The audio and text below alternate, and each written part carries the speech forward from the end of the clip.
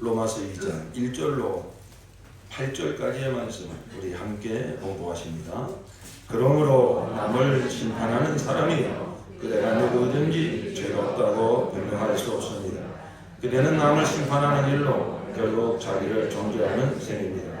남을 심판하는 그대도 똑같은 일을 하고 있기 때문입니다. 하나님의 심판이 이런 일을 하는 사람들에게 공정하게 내린다는 것을 우리는 압니다. 이런 일을 하는 사람들을 심판하면서 스스로 그런 일을 하는 사람이요, 그대는 하나님의 심판을 피할 수 있을 줄로 생각합니까? 아니면 하나님께서 인자하심을 베푸셔서 그대를 인도하여 회개하게 하신다는 것을 알지 못하고 오히려 하나님의 풍성하신 인자하심과 너그러우심과 오래 참으심을 없이 여기는 것입니까? 그대는 완고하여 회개할 마음이 없으니 하나님의 공정한 심판이 나타날 진노의 날에 자기가 받을 진노를 스스로 쌓아 올리고 있는 것입니다. 하나님께서는 각 사람에게 그가 한 대로 갚아주실 것입니다. 참으면서 선한 일을 하여 영광과 존귀와 불멸의 것을 구하는 사람에게는 영원한 생명을 주시고, 이기심에 사로잡혀서 진리를 거스르고 불의를 따르는 사람에게는 진노와 분노를 쏟으실 것입니다. 아멘. 할렐루야. 우리 하나님의 위대하신 분을 찬양합니다. 세상은 소란하여도 하나님은 사랑이십니다. 세상이 아무리 불안해도 하나님의 구원은 신실하십니다. 내 안에, 우리 형제 자매 안에, 우리 가정과 또 목장과 교회 안에 이 세상에 역사하시는 하나님의 구원을 우리 다 함께 고백합시다. 내 안에 역사하시는 하나님의 구원을 찬양합니다. 형제님 안에 역사하시는 하나님의 구원을 찬양합니다. 우리 가정과 목장과 교회 안에 역사하시는 하나님의 구원을 찬양합니다. 이 세상에 역사하시는 하나님의 구원을 찬양합니다. 마라나타. 아멘. 주 예수여 어서 오시옵소서. 아멘.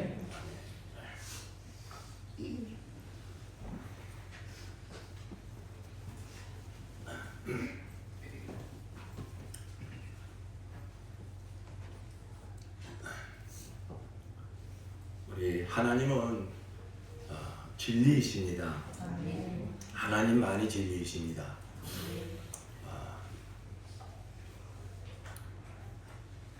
사람들이 모든 만물을 다 바라보고 있다고 생각하지만 사실은 다 눈이 가려져 있습니다. 하나님이 만드신 이 피조물은 하나님 만드신 이 눈으로 볼 수 있지만 정말 진리를 볼 수 있는 눈, 하나님이 누구시며 또 하나님의 뜻이 무엇이며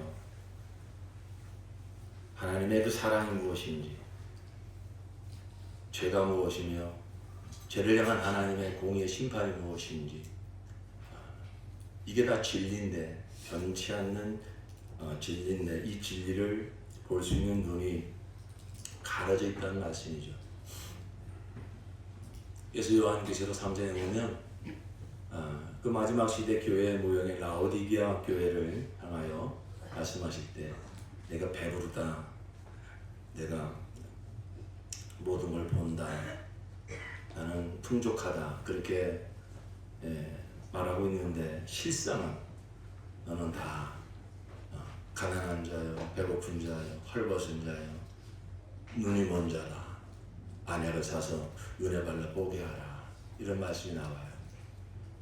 그래서 바로 이 진리를 볼 수 있는, 즉 하나님을 볼 수 있는, 또 그 하나님의 그 뜻을 볼 수 있는 이런 진리의 눈이 열려지시기를 예수 이름으로 축원합니다.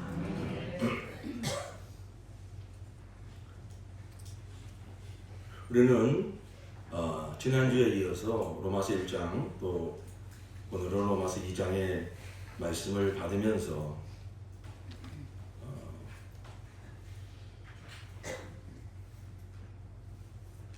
사도 바울께서 나는 복음을 부끄러워하지 않는다, 왜냐하면 이 복음은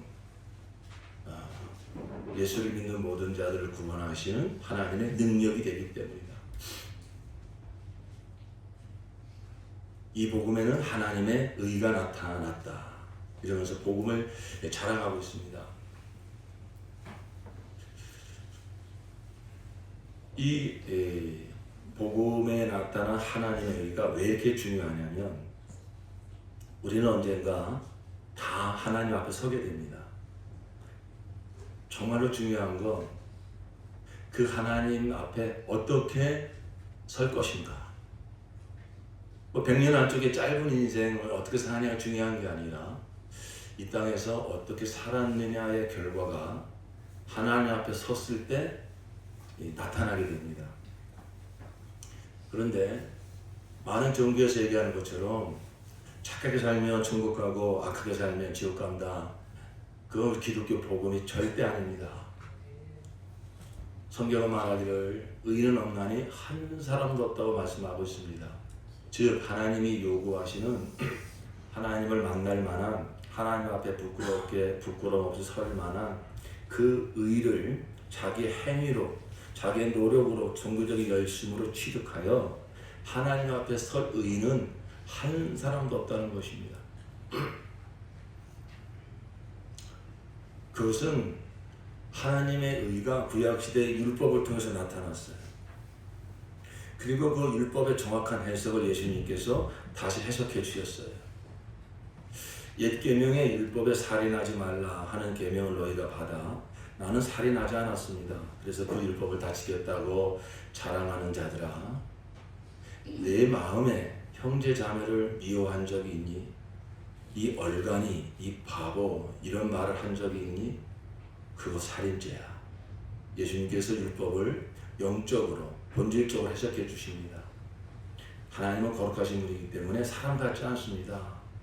그냥 우리가 행위로 법을 어기지 않았으면 괜찮아. 사람은 그럴 수 있을지 모르지만 하나님은 우리의 폐부까지 다 들여다보시는 분입니다. 우리의 중심, 우리의 동기까지 다 아시는 분입니다. 그러므로 우리의 마음속에서 벌써 미움을 품었으면 그것은 거룩하지 하나님 보실 때는 용납할 수 없는 것은 이미 살인죄와 다름이 없다라고 예수님께서 말씀하고 계시죠.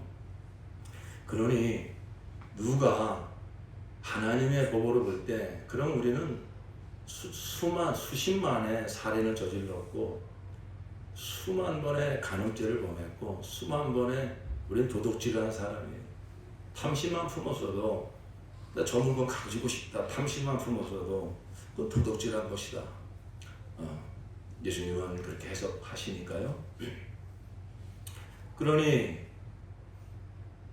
그 하나님이 요구하시는 의를 이 땅에 살 동안에 다 구비하여 하나님 앞에 당당하게 설 사람이 누가 있겠습니까?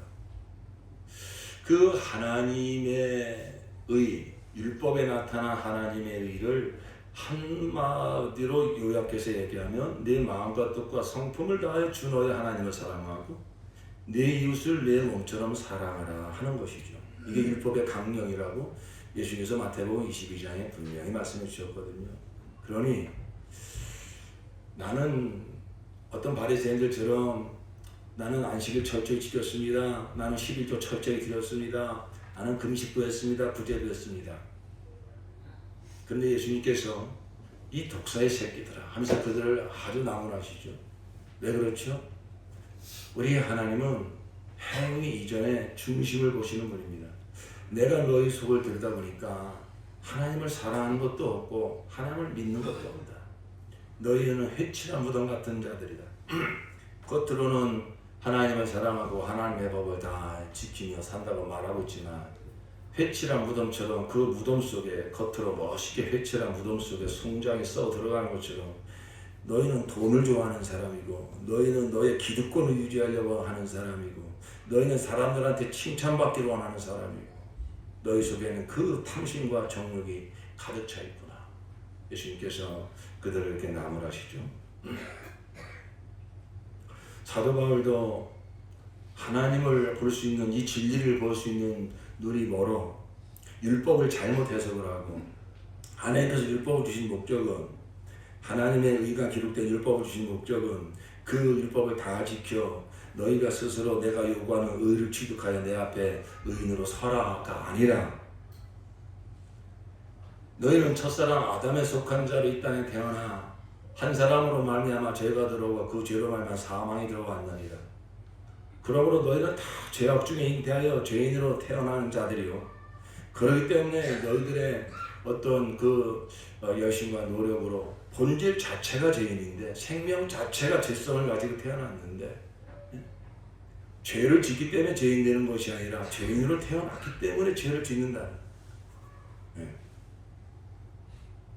그렇기 때문에 율법을 주신 목적은 바로 너희가 죄인임을 알라는 것이, 너희가 아무리 노력해도 내가 요구하는 의를 가질 수 없다는 사실을 알아. 바로 그러한 너희들을 내가 사랑하여 메시아를 보내줄 터이니 그가 오시면 그 앞에 나아가 그를 나의 구주로 영접하고 그가 이 땅에서 이루신 구원의 역사를 믿음으로 회개하고 복음을 믿음으로 구원을 받으라고, 그 예수를 기다리라고, 메시아를 기다리라고. 너희가 죄인임을 알아. 나는 결코 이 죄에서 벗어날 수 없사오니 하나님 나를 구원하여 주시옵소서. 약속하신 메시아를 속히 보내주시옵소서. 메시아를 기다리라고 주신 법이 율법입니다. 사도 바울은 그걸 몰랐어요. 그래서 자기는 나는 율법으로 흠이 없는 자라고 자랑할 정도로 열심히 율법을 지켰던 사람입니다. 율법을 지키려고 하면 할수록 더 솔직히, 다른 사람들은 당신 같은 사람이 없다고, 정말 천국을 가야 된다면 당신이 1번으로 갈 사람이라고 자칭 타칭 그러한 소리를 듣고 있을지 모르나, 그러나 본인은 알죠. 자신이 없는 거예요. 그러니까 어떡합니까? 더 열심히 하나님 뜻대로 살아보자, 더 열심히 율법을 지켜보자, 그렇게 살던 사도 바울이었습니다. 그가 다메섹 도성에서 부활하신 예수님을 만나고 아라비아 강야로 가서 성령의 계시를 통하여 정말 자기는 이단의 교수인 줄 알았어요. 자기가 하나님이라고. 아니, 그 십자가에서 아무리 힘도 못 쓰고 그 로마 군병에 붙잡혀가지고 빌라도 총독에게 재판받고 동족들에게 다 배신당하고 그렇게 처참하게 죽은 그 양반이 메시아라고, 이런 이단들, 이런 잘못된 돌을 퍼치며 사람들을 혐오시키는 자들 다 잡아 죽여야 돼. 그러면서 앞장서서 예수 믿는 자들을 잡아들이고, 그 복음을 전하는 스데반 집사가 돌에 맞아 죽을 때 내가 증인 설 테니까 걱정하지 말고 돌로 다 때려 죽이라고 그랬던 사도 바울이었어요. 그랬던 그 바울에게 예수님이 나타나셔가지고 당신 누굽니까? 네가 핍박하는 예수다. 깜짝 놀라 꼬꾸라집니다. 밝은 빛이 하늘로부터 그를 비춥니다. 드디어 진리를 볼 수 있는 눈이 열려집니다. 그리고 성령의 계시를 통해서 바로 내가 구약의 전문가인데, 구약을 달달달 외우는 아주 율법의 대가인데 진리를 볼 수 있는 눈이 열려지지 않으니까 그게 진리인 줄 알고 엉뚱한 거 붙잡고 평생을 살다가 이제 성령의 계시를 통해서 진리가 열려지니까 구약 속에 그 율법 속에 이렇게 들어있었던 그 복음이, 그 메시아가 누구며 메시아 복음을 어떻게 구원할지, 그 아브라함의 씨로 오신다고 한 분이 이분이구나, 다윗의 후손으로 오신다고 약속하신 분이 바로 이분이구나. 그리고 그 메시아의 구원은 어떤 세상 사람들처럼 막 힘을 가지고 때려 눕혀가지고 우리를 로마의 속국에서 벗어나게 해주는 그런 구원이 아니라, 율법을 다시 들여다보니까 죄와 사망에서 구원하는 것이 진짜 구원인데, 그것은 바로 대속의 피를 통해 그 수많은 짐승들의 피를 왜 흘리게 하셨던가. 이게 메시아의 구원의 방식이었구나. 십자가에서 그 나사렛 예수가 그렇게 처절하게 물과 피를 다 쏟으시며 죽으신 그것이 구약의 그 모든 예표와 그림자로 나타난 그 모든 하나님의 구원을 실성으로 이루신 구원이었구나. 이 모든 것이 다 깨달아지면서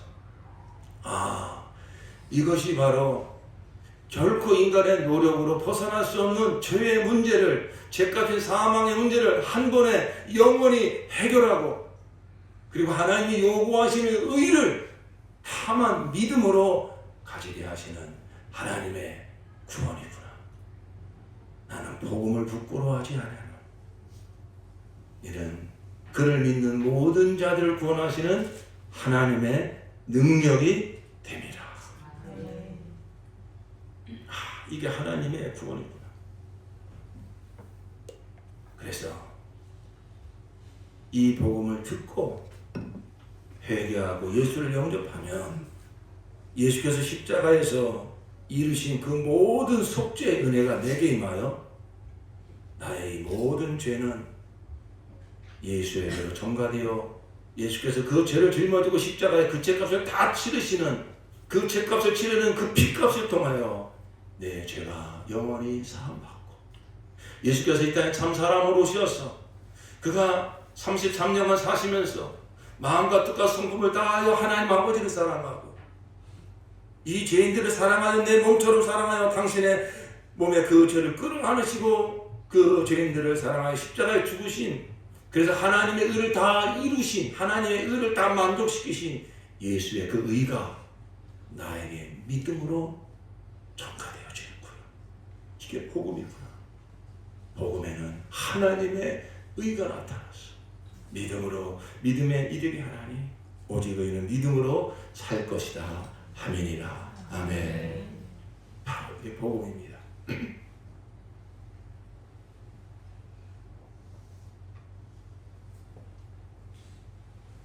그런데 이 복음을, 이 진리를 보지 못하게 하는 그 역사가, 그게 바로 사탄의 역사고 그게 바로 죄의 본질이다 하는 것이죠. 우리가 지난주에 1장 말씀에서도 이 복음을 왜 이렇게 자랑하는지, 그러니까 우리가 이 복음의 영광을 알려면 먼저 무엇을 볼 수 있는 눈이 열려져야 되냐면 죄를 볼 수 있는 눈이 열려져야 돼요. 죄가 무엇인지. 그리고 이 죄가 왜 무서우냐면 이 죄는 반드시 죄값을 치르게 돼 있어요. 그리고 이 죄라고 하는 것은 세상 사람들이 말하는 어떤 도덕적인 윤리적인 그것은 그냥 다 격가지입니다. 죄의 본질은 뭐냐면 하나님을 대적한 거예요. 하나님의 영광을 위해서 지음받은 사람들이 하나님을 대적하고 하나님의 영광을 위해서 살기는커녕 썩어 없어진 세상 영광만을 추구하며 이기적으로 살아가는 그 모든 삶에 대하여 반드시 사람들은 하나님 앞에 어느 날 서서 그 책임을 져야 됩니다. 히브리서 9장 27절에 성경은 분명히 말씀하고 있습니다. 한 번 주는 것은 정한 것이요 그 후에는 반드시 심판이 있으리니. 세상 사람들은 말합니다. 죽으면 그만이지. 둘 중에 하나가 진리입니다. 저는 그렇게 전도하다가 복음을 전하다가 죽으면 그만이라고 천국 지옥 그런 게 어디 있냐고 얘기하시는 분들을 만나면 꼭 되묻습니다. 선생님 무슨 근거로 그렇게 확신하십니까? 죽으면 그만이라는 근거를 당 선생님은 어디서 이렇게 확신을 갖고 계십니까? 이건 다 어떤 증거물을 내놓고 확인할 수 있는 영역이 아니라 믿음의 영역이에요. 죽으면 그만이라고 믿는 사람도 그렇게 믿는 것이고, 우리는 죽으면 그만이 아니에요. 반드시 천국과 지옥이 있습니다. 하나님의 심판이 있습니다. 이 땅에 사는 날 동안 예수를 믿으면 심판에 이르지 아니하고 영생합니다. 그러나 누구든지 예수를 영접하지 않으면 죄에 대하여라 함은 저희가 나를 믿지 아니하며, 말씀한 것처럼 예수를 믿지 않으면 그는 하나님의 심판을 받아 지옥 형벌에 떨어집니다. 당신은 어떻게 이렇게 믿습니까? 하나님 말씀하셨습니다. 성경에 기록되어 있습니다. 예수님께서 말씀하셨죠. 우리의 믿음의 권위는 하나님의 말씀입니다. 예수의 십자가입니다. 그러므로 죄가 왜 무섭냐면 눈을 가린다는 거예요. 진짜 중요한 걸 보지 못하게 만든다는 거예요. 하나님을 볼 수 있는 눈을 다 가리고, 내가 얼마나 큰 죄인인지 그 죄를 볼 수 있는 눈을 가리고, 그럼에도 불구하고 그런 죄인들을 구원하시기 위한 하나님의 놀라운 그 구원의 역사, 십자가 복음을 볼 수 있는 눈을 가렸어. 다 그렇게 사는 거지. 어떻게 죄 안 짓고 살아? 그래 살려 죽으면 그만이지. 바로 죄는 하나님의 진노가 불의한 행동으로 진리를 가로막는 사람의 온갖 불경건함과 불의함을 겨냥하여 하늘로부터 나타납니다. 이 죄는 진리를 가립니다. 하나님을 보지 못하게 만들고 진짜 나를 보지 못하게 만들어요. 내가 하나님과의 관계 속에서 얼마나 큰 죄를 저질렀는지, 하나님의 형상으로 만들어졌고 하나님의 영광을 위해서 사는 것이 사람의 존재 목적이건만 그런 거 다 모릅니다. 그리고 하나님의 영광을 드러내는 삶이 아니라 그저 세상 우상, 자아 우상에 사로잡혀 그 마음과 생각 속에서 끊임없이 일어나는 로마서 1장에 지적하고 있는 온갖 불의와 악행과 탐욕과 악의로 가득 차 있으며 시기와 살이와 분쟁과 사교와 저의로 가득 차 있으며 수군거리는 자요, 중상하는 자요, 하나님을 미워하는 자요, 불손한 자요, 오만한 자요, 자랑하는 자요, 악을 꾸미는 모략꾼이요, 부모를 거역하는 자요, 우매한 자요, 신의가 없는 자요, 무정한 자요, 무자비한 자. 비록 행위로 드러나지 않았다 하더라도 그 마음속에 끊임없이 일어나는 그 악의, 적의, 오만함, 불순함, 거스름, 무정함, 무자비함, 이런 것이 하나님의 법을 볼 때 다 죄라는 겁니다. 그런데 이 죄는 그러한 나의 본질을, 나의 실상을 다 가립니다. 보지 못하게 합니다. 그리고 더 나아가서 그런 것이 조금씩 드러난다 할지라도 다 그렇게 사는 거라고, 그러다 죽으면 그만이라고. 이러한 죄악이 점점 더 들끓고 일어나고 있습니다. 세상이 정말로 마지막 때가 되어서 하나님의 영광을 위해서 살아야 됨에도 불구하고 이런 세상의 죄악을 오늘날은 이제 당연시 여기고 막 그것이 문화가 되고 문명이 되고 막 법이 돼버리고 이데올로기가 되고 자기 중심으로 사는 것, 내가 왕되어 사는 것, 내 마음대로 사는 것, 그것은 반대로 얘기하면 하나님의 왕되심을 부인하는 것 아닙니까? 거기서 나오는 것이 어떤 열매입니까? 미워하고 분열하고 증오하고 전쟁을 일으키고, 먹고 마시는 것은 풍성할지 모르지만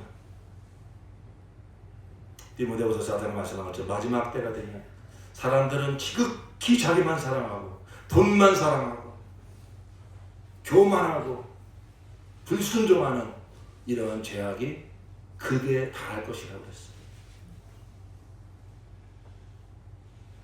그런데 그런 것이 죄라고 하는 걸 보지 못합니다. 그리고 그런 죄를 짓는 걸 어떻게 한다고요? 서로 두둔한다고요. 32절 보니까 그들은 이와 같은 일을 하는 자들은 죽어야 마땅하다는 하나님의 공정한 법도를 알면서도 자기들만 이런 일을 하는 것이 아니라 이런 일을 저지르는 사람을 두둔하기까지 합니다. 유대인에게는 율법을 주셔서 이방인들에게는 양심의 하나님의 법을 주셔서 조금만 겸손하게 생각하면 이런 악한 짓이, 이런 나쁜 거지.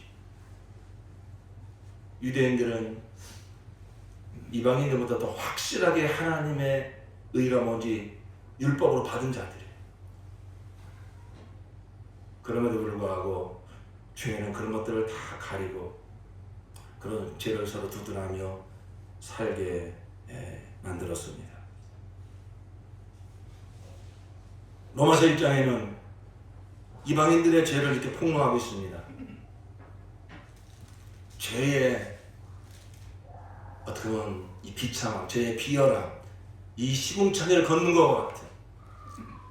여러분, 이 죄 하나하나가 얼마나 더럽고 추한 죄악들입니까? 그런데 로마서 2장에 들어오면 여기서는 하나님이 누구의 죄를 지금 폭로하고 있냐면 유대인들의 죄를 폭로하고 있는 겁니다.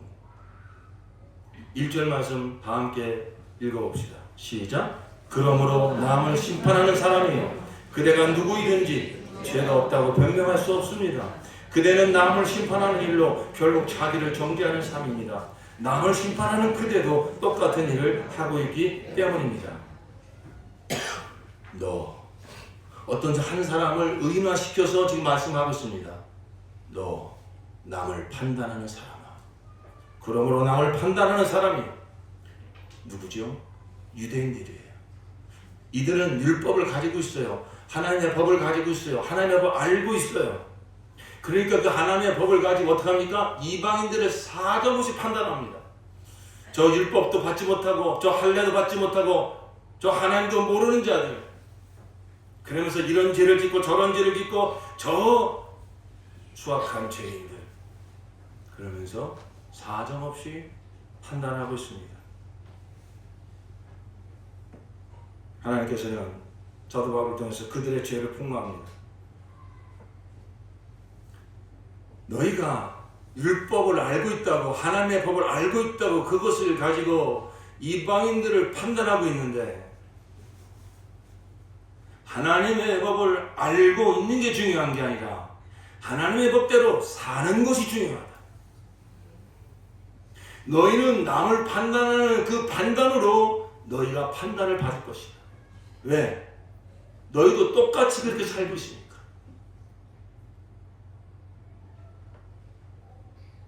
이 말씀을 볼 때마다 사실 제일 가슴 양심이 찔리는 사람은 사실 접니다.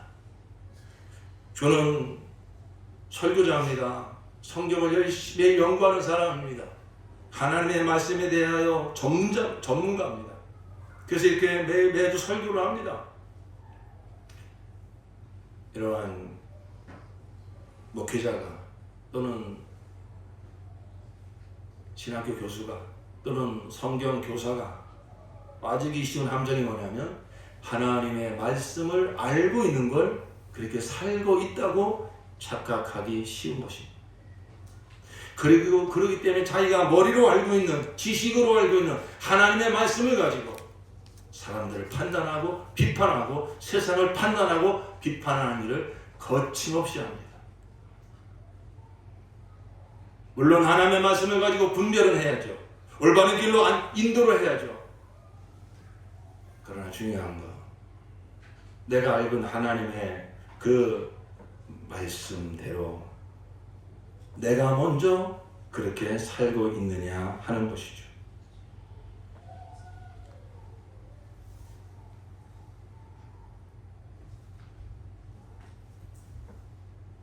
그래서 로마서 2장에서는 1장에서는 그 죄의 비열함과 어리석음을, 진리를 알지 못하여 눈이 가려져서 범하고 있는 그 죄의 양상을 폭로하고 있다면, 로마서 2장에 와서는 하나님의 법을 알고 있다고 하면서 그러면서 남을 판단하면서 실제는 그렇게 살지 못하고 있는 죄의 이 교활함, 이걸 폭로하고 있습니다.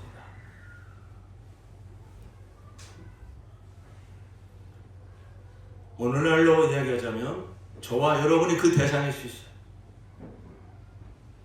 나는 교회를 20년, 30년 다녔어. 나는 성경을 백독을 했어. 나는 성경 공부를 뭣도 하고 뭐도 했어. 그러면서 내가 머리로 알고 있는 이 하나님의 말씀을 가지고 남을 판단하는 사람들.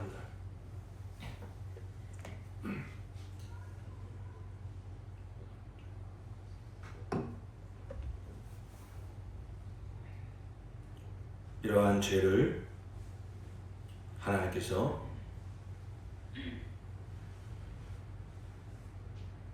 드러내시고 우리의 눈이 열려서 이러한 죄들을 보기를 원하십니다.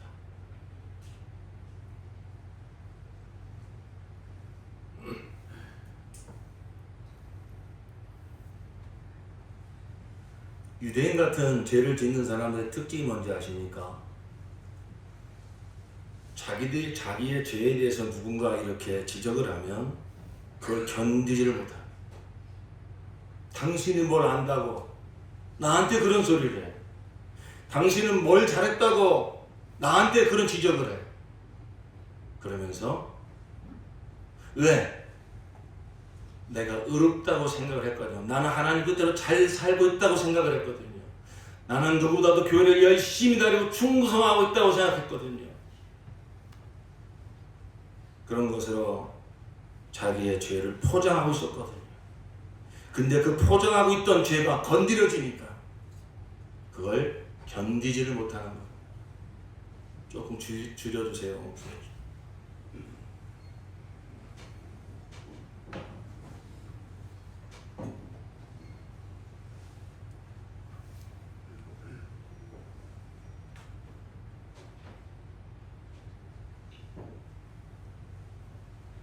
여러분 한번 생각해 보십시오.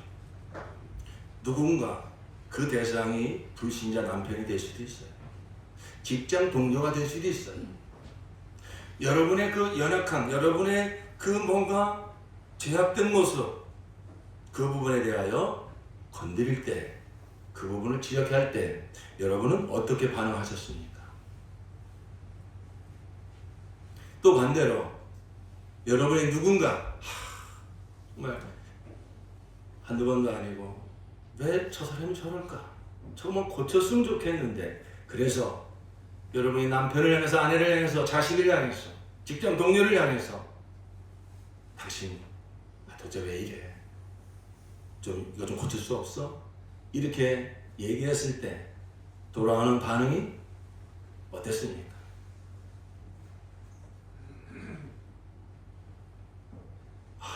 제가 잘못했습니다.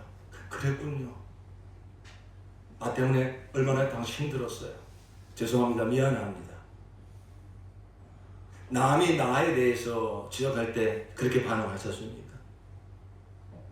내가 상대방에 대해서 정말 한두 번이 아니라 수차례 참다 뭔가 말을 했을 때 상대방이 이렇게 반응을 했습니까?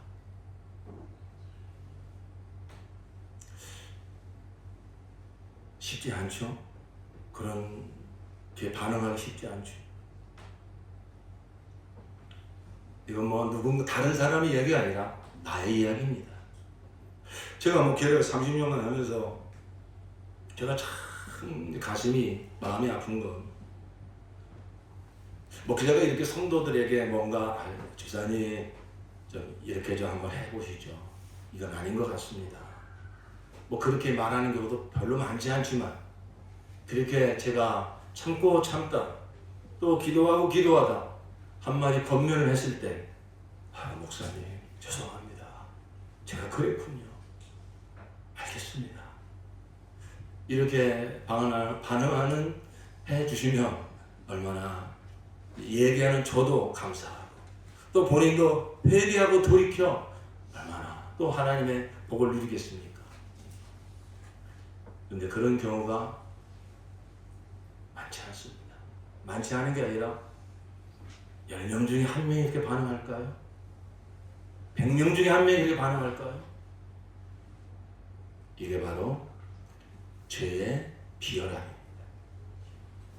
세상 말로 얘기하면 내로남불입니다. 남들의 죄는 그렇게 잘 봐요. 남들이 잘못하면 그렇게 판단을 잘해요. 그런데 오늘 성경이 뭐라고 말하고 있습니까? 내가 판단하는 그 판단으로 내가 판단받을 것이다. 너도 똑같은 짓을 하면서 너의 그 죄를 들춰내면 그걸 견디지는 못하고 변호하고 옹호하고 남 탓하고 책임 전가하고 더 나가서 막 분노하고, 바로 정말 우리 인정하고 싶지 않은, 감추고 싶은 이러한 우리의 실상을 여기서 지금 드러내고 있는 것입니다. 저는 동계수련회 끝나면서 거룩하라고 하는 하나님의 감동을 우리 교회가 함께 받았습니다. 지난주에 이어서 몇 주가 될지 모르지만 죄에 대한 말씀을 계속 주고 계십니다. 왜 그럴까요? 여러분, 마귀가 하는 짓과 하나님이 하시는 역사는 완전히 다른 거예요. 마귀가 우리를 정죄하는 것은 자책하게 만들고 무너지게 만들고 쓰러지게 만들려고 하는 사악한 짓입니다. 그러나 하나님께서 우리의 죄를 이렇게 막 들춰내고 가슴을 아프게 하는 것은 우리를 정죄하시려고 하는 것이 아니라 그 죄의 소리를 자익케 하시려고, 하나님과의 관계가 정말로 더 친밀해지고 더 깊어지는 은혜를 주시려고, 우리가 인정하기 싫은, 감추고 싶은, 드러내고 싶지 않은 이러한 죄악들을 들추어 내시는 것입니다. 저는 우리 사명교회가 이 마지막 때에 정말 십자가의 복음을 영화롭게 하라고 큰 사명을 감당해야 되는 귀한 교회가 저는 될 줄로 믿습니다. 그러기 위해서 성도님 한 사람 한 사람이 다른 그 무엇이 아닌 이 십자가 복음의 영광에 눈이 열려져야 되시고, 하나님이 예비하신 그 은혜를 정말 본물 터지듯이 받으셔야 됩니다. 그래야 우리가 이 사명 감당할 수 있어요. 하나님이 무엇을 보게 하셨냐면, 그동안도 저와 여러분이 하나님 은혜를 많이 받으면서 여기까지 왔는데, 하나님은 이 정도가 아니라 정말로 십자가로부터 생수의 강처럼 퍼부으시는 이 세상을 넉넉히 이기며 어떤 상황 속에서도 저 스데반 집사님처럼, 사도 바울처럼, 위대한 믿음의 선진들처럼 믿음의 승리를 하는 이런 놀라운 역사를 일으키기를 원하십니다. 그런데 가로막고 있는 게 있다는 거예요. 하나님이 손이 짧아서 구원하지 못하신 거 아니고, 하나님이 귀가 멀어서 듣지 못하신 거 아니라, 너희 죄악이 나와 너희 사이를 가로막았으며 너희 죄악이 내 얼굴을 돌리게 만들었다. 하나님께서 지금 이렇게 가만 감동하고 계시고 저와 여러분들 역사하고 싶으신데, 뭔가 하나님과 나 사이에 지금 막힌 죄의 담이 있다는 거예요. 그걸 볼 수 있는 눈이 없어서 여전히 변명하고 옹호하고 남 탓하고 책임 전가하고 있는 그 죄악이 있다는 거예요. 복음을 들을 때 성령님이 역사하셔서 이 나의 실상을, 뭔가 하나님 나사에 뭔가 아직도 답답하게 막혀있는 이 죄악의 실상을 이 십자가의 복음을 통해서, 이 계시를 통해서 볼 수 있는 눈이 열려지기를 축원합니다. 그럴 때 진정한 회개가 터지는 거예요. 이게 내 모습이라고? 이게 이런 비열함이 내 안에 있었다고? 그냥 손을 보면 깨끗하셔. 현미경을 들고 들여다보면 그 드글드글거리는 그 바이러스, 그 미세한 균들, 그것을 보는 순간에 소스라치게 놀랄 것입니다. 고린도서 4장 6절의 말씀처럼 어두운 가운데 빛이 있으라 말씀하신 하나님께서, 여러분 천지 창조할 때에 어둠이 가득한 이곳에 빛이 있으라 하나님 말씀하시니까 놀라운 빛이 쫙 창조되면서 이 만물을 밝히지 않았습니까?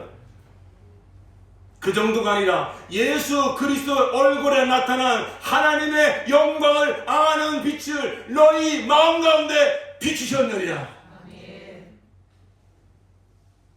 왜 이렇게 십자가 복음을 강조하시는지 아십니까?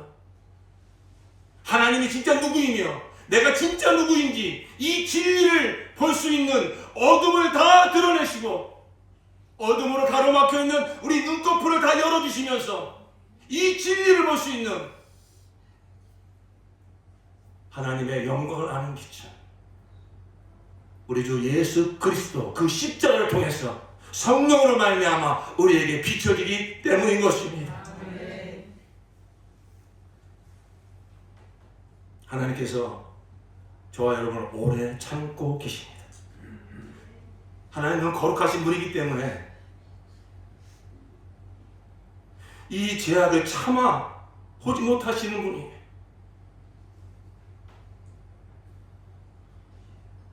그럼에도 불구하고 하나님께서 하박국 1장 13절에 보니까 주께서는 눈이 정결하심으로 악을 참아 보지 못하시며 패역을 참아 보지 못하시거늘 어찌하여 거짓된 자들을 방관하시며 악인이 자기보다 의로운 사람을 삼키는데도 잠잠하시나이까.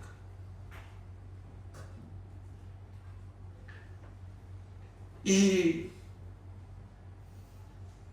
비열하고 이 무지한 죄악들 뿐만 아니라 우리가 하나님의 은혜로 구원받았으면서도 그리스도인이 되었음에도 불구하고 우리 안에 여지 처리되지 못한 죄악들, 이것을 고백하지 못하고 포장하고 어떤 종교인의 모습으로 다 위장하고 외식하고 허영심에 사로잡혀 있는 이 죄악들을 나는 몰라도 함께 사는 남편과 아내는 모른다 할지라도 하나님은 다 알고 계십니다. 하나님은 다 보고 계십니다. 그 하나님의 심정이 어떠하겠습니까? 오늘날 이 세상 죄악이 관영한 노아 시대 때 하나님께서 천지 창조하셔서 후회하실 정도로 죄악이 관영한 세상을 보시는 하나님의 마음이 어떠하시겠습니까? 사람들은 그게 죄인지 알았습니까? 몰랐어요. 노아 홍수 그 심판받을 때 세상의 모습이 어땠습니까? 시집가고 장가가고 먹고 마시고 팔고 사고 뭐가 잘못입니까? 하나님이 없어요. 다 사람이 중심입니다. 사람이 왕입니다. 먹고 사는 게 목적입니다. 그러면서 하나님이 만든 모든 질서를 막 파괴하면서 지금 우리가 살고 있는 시대는 노아 홍수 때보다 소돔과 고모라 성 때보다 더 악한 시대를 살고 있습니다. 이러한 세상을 바라보신 하나님의 마음을 한번 생각해 보셨습니까? 소돔과 고모라 성에 살고 있는 롯은 그 마음이 의로워 날마다 심령이 상하였다고 성경은 말씀하고 있습니다. 그래서 롯이 그 사위들에게 얘기합니다. 창세기 19장 14절에 롯이 나가서 그 딸들과 결혼하여 사위들에게 말하여 이르기를 여호와께서 이 성을 멸하실 터이니 너희는 일어나 이곳에서 떠나라 하되 그의 사위들은 농담으로 여겼더라. 지금 눈이 열려진 자들이, 이 마지막 시대를 볼 수 있는 눈이 열려진 자들이, 이 모든 역사는 하나님의 심판으로 끝날 것임을 아는 자들이, 사람들이여 들으시오. 하나님의 심판이 곧 임합니다. 회개하고 돌아오시오. 하나님이 당신들을 부르시고 계십니다. 이렇게 살고 있는 당신들이 당연시 여기며 서로 두둔하면서 살고 있는 이 삶 조각 하나하나는 반드시 하나님의 심판을 받게 되어 있습니다. 죄악 가운데 머물지 마시고 돌아오시오. 복음을 전할 때 세상의 허다한 사람들은 농담으로 여깁니다. 무슨 하나님의 심판이 있다고, 이렇게 살기 좋은 세상에 무슨 그런 협박하는 소리를 하냐고 농담으로 여기고 있습니다. 하나님의 눈이 이 세상을 향하고 있습니다. 하나님은 저와 여러분을 통해서 이 진리를 통해서 눈을 열어주시고 하나님이 누구인지 알게 하시고 사람이 어떤 존재인지 알게 하시고 죄가 얼마나 끔찍한 것인지 알게 하시고 그럼에도 불구하고 하나님의 은혜 훨씬 더 크셔서 이 죄에서 우리를 구원하시는 하나님의 위대하신 구원이 무엇인지 알아 이 세상에 나아가 진리의 눈이 멀어 불의 가운데 하나님의 진노 아래 있는 자들 향하여 이 복음을 전하여 그들을 구원하기를 원하십니다. 그러면 저와 여러분에게서 무슨 역사가 일어나야 되냐면 이 진리로 말미암아 다시 한번 내 실상을 아직 회개하지 못하고 있는 하나님의 역사를 가로막고 있는 이 죄악이 무엇인지 고스란히 드러나 주여 이 죄를 용서하여 주시옵소서 가슴을 찢는 회개의 역사가 일어나야 될 줄로 믿습니다. 하나님의 역사는 항상 이렇게 시작이 되었습니다. 예루살렘 교회 역사도 어찌할꼬 회개하고 예수를 믿고 침례받고 성령을 받으라 이렇게 교회는 시작이 됐습니다. 한국교회 부흥의 역사는 어떻게 시작이 되었습니까? 평양 장대현 교회에서 복음이 전파되어질 때 길선주 장로님부터 시작을 했어. 내가 죄인입니다. 끊이지 않는 회개의 역사를 통하여 성령의 기름 부으심을 통하여 이 한반도에 하나님의 역사가 시작된 줄로 믿습니다. 이게 하나님의 역사의 시작입니다. 회개로부터 시작이 되는 것입니다. 하나님께서 저와 여러분의 이 교활한 죄, 남을 판단하면서 자기도 또 동일한 죄를 지으면서 남을 판단하고 있는 이 어처구니 없는 이 교활한 죄를 하나님은 다 알고 계세요. 하나님은 정말 참아 볼 수 없을 정도로 이 교활한 우리 안에 가득합니다. 근데 하나님께서 오래 참고 계십니다. 오래 참고 계십니다. 왜 그러실까요? 4절 말씀을 다 함께 보겠습니다. 4절 말씀 2장 4절 시작. 아니면 하나님께서 인자하심을 베푸셔서 그대를 인도하여 회개하게 하신다는 것을 알지 못하고 오히려 하나님의 풍성하신 인자하심과 너그러심과 오래 참으심을 업신여기는 것입니까?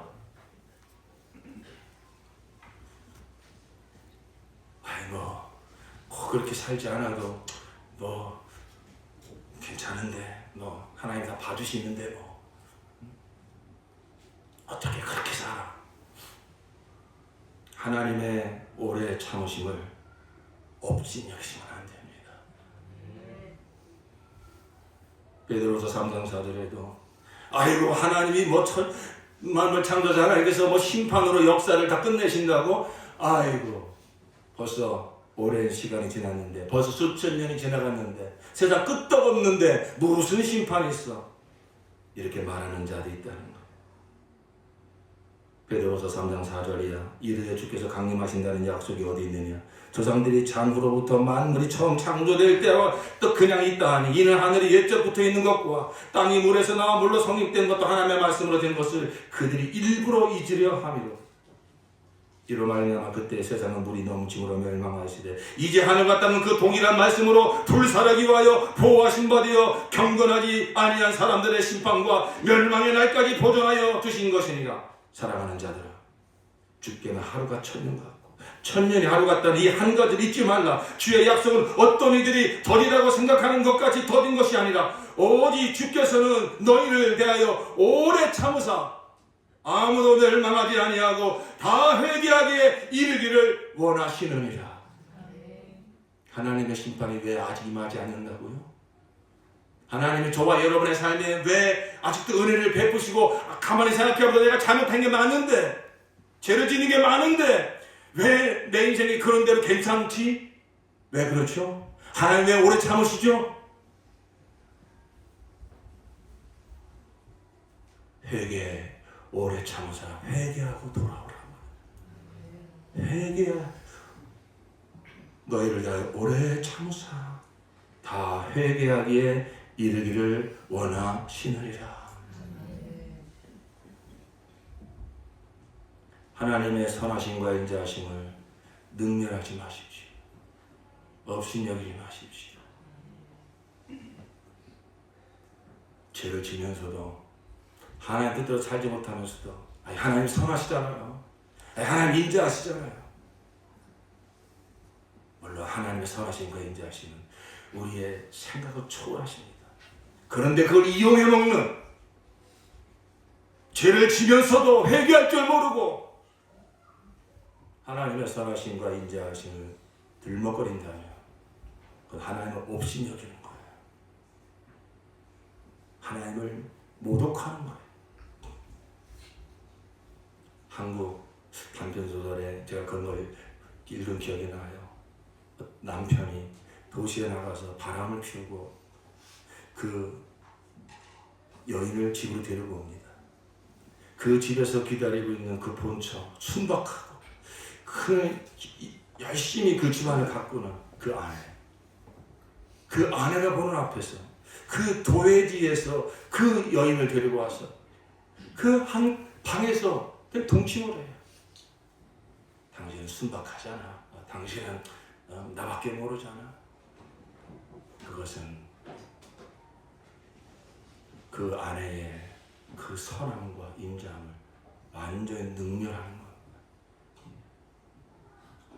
그러므로 우리는 이 악한 마음, 그대는 왜 하나님의 이 선하심과 인자하심을 알지 못하고 회개하고 돌아서지 못하고 왜 하나님을 업신여기죠?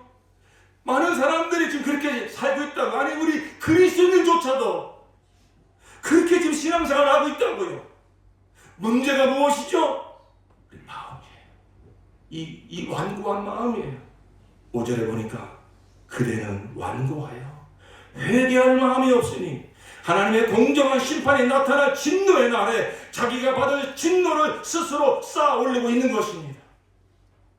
성령의 역사가 없으면, 이 복음을 통하여 나의 이 죄악을 드러내는 이 역사가 없으면 사람들은 전부 완고하여 고집이 세가지고 마음이 점점 강박해졌어.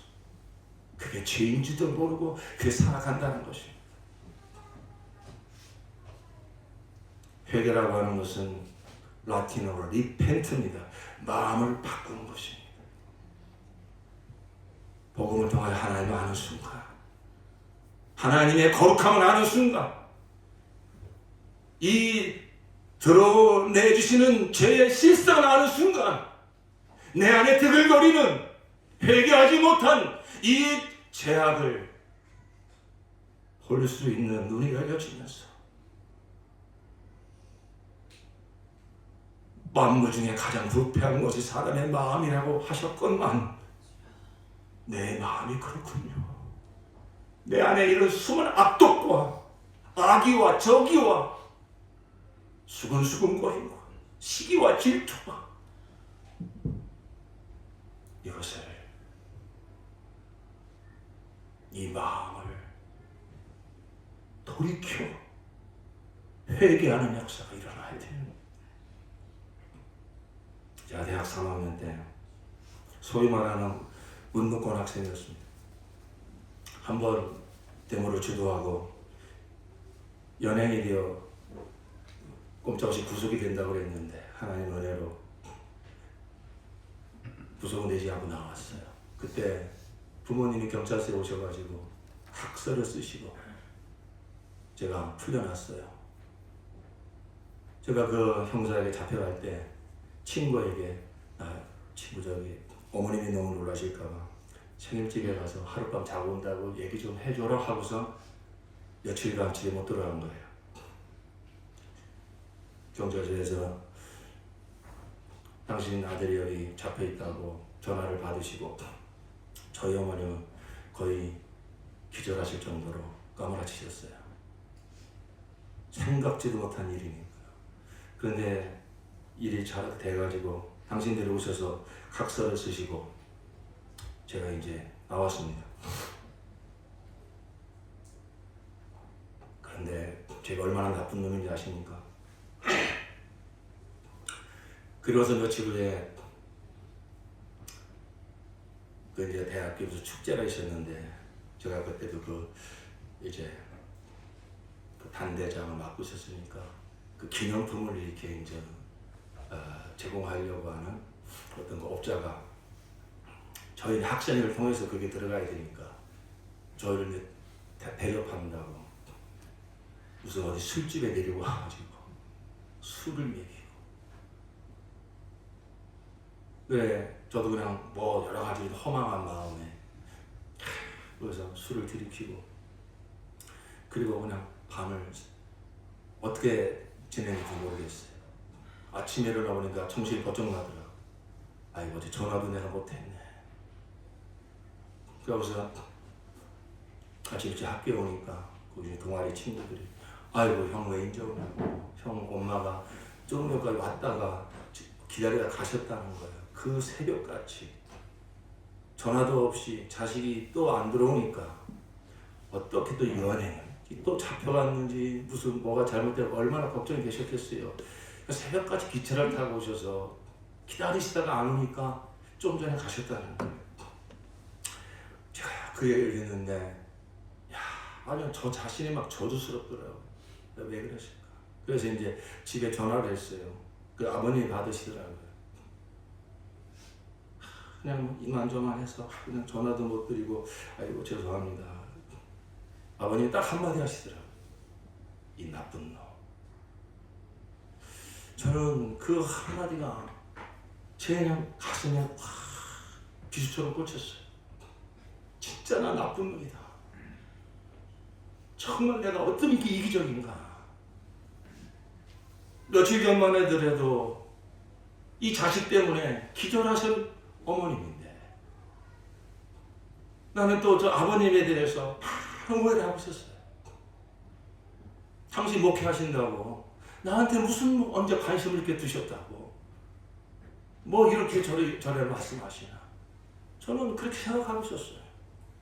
많은 말씀하지 않으셨지만 이 나쁜 놈, 이 한마디 말씀 속에 나는 너를 위해서 늘 기도하고 있었어. 난 네가 잘 되기를 누구보다 나는 바라고 있었어. 이게 너를 향한 내 마음이야. 그게 확 느껴지더라고요. 그런데 나는 그 마음을 모르고 내 생각만 사로잡혀가지고 내가 그 잘못하고 있는 것도 잘못인지도 모르고 그런 저 자신이 얼마나 정말 한탄스럽던지, 얼마나 나의 그 모습이 얼마나 악해 보이던지, 저는 그날로 제 기억으로는 그 이후로 제가 뭐 외박을 한다든지 집에 못 들어갈 때 전화를 안 한 적은 없던 것 같아요. 누가복음 15장에 탕자 이야기 하시죠. 아버지와 함께 살 때 아버지만 몰랐어요. 자기 부려먹는 사람인 줄 알았어요. 집 나가고 싶었어요. 아버지가 돌아가시기 전에 어차피 당신 죽으면 나한테 유산 줄 거 아니냐. 그거 믿 달라. 아버지 마음에 비수를 꽂고 그 재산 가지고 나갔습니다. 허랑방탕 돈 다 날리고 거지가 돼서 죽을 직전에 이렇게 죽을 수는 없지. 아버지 집에 들어가면 그래도 종으로는 받아주지 않을까? 먹고는 살게 해주지 않을까? 아버지 마음을 여진 몰라요. 그래도 살기는 살아야 되니까 그 처참한 모습을 하고 집으로 돌아갑니다. 그런데 그 아버지는 날마다 그 문 어귀에 나와서 그 동네 어구를 멀리 바라보면서 이 집 나간 아들이 오늘 돌아올까? 내일 돌아올까? 늘 기다리고 계셨지요.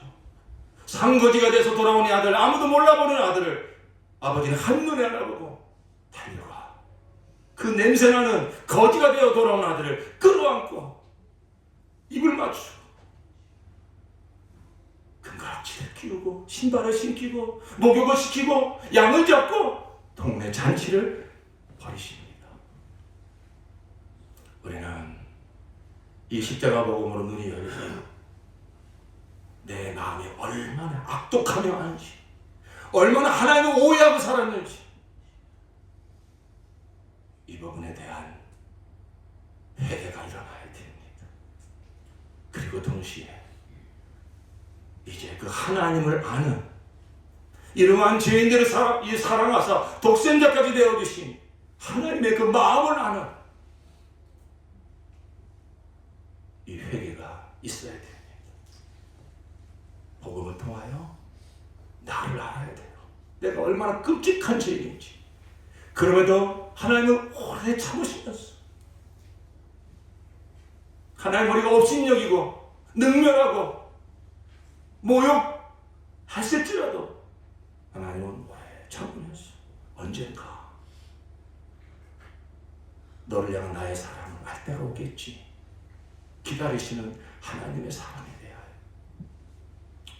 이 모든 역사가 이 십자가 복음을 들을 때 성령이 역사하실 때 나의 죄가 무엇이며 이 죄를 향한 하나님의 사랑이 무엇인지 밝히 드러나 그 앞에서 애통하며 회개하는 역사가 일어나고 이런 죽음 마땅한 죄인을 이토록 사랑하시는 하나님 마음을 알았어. 그 아버지의 마음을 알았어. 예수님의 그 심정을 알았어. 이제 이 좋으신 분을 위해서 이 주님을 위해서 내가 살아야지. 진정한 마음의 돌이킴, 진정한 삶의 변화가 일어날 줄로 믿습니다.